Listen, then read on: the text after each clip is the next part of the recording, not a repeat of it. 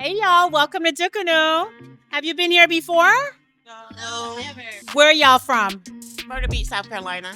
All right, South Carolina in the house. How is the food?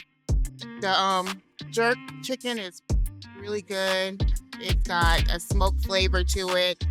Whatever this is, this little thing right here, this is really good too. It's a festival, honey. It's my favorite.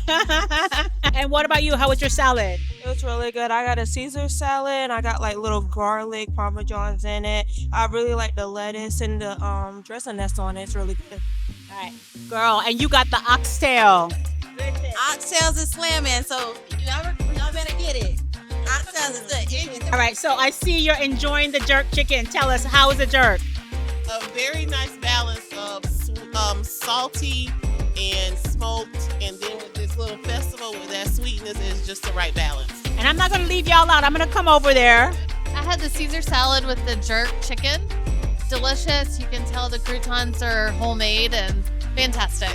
Ooh, yes, the oxtail. Yes, I got the oxtails. It's a wonderful blend of ingredients, and everything came together perfect. I love that. Well, listen, remember at Dukunoo, you come for the food and you stay for the what? The vibes.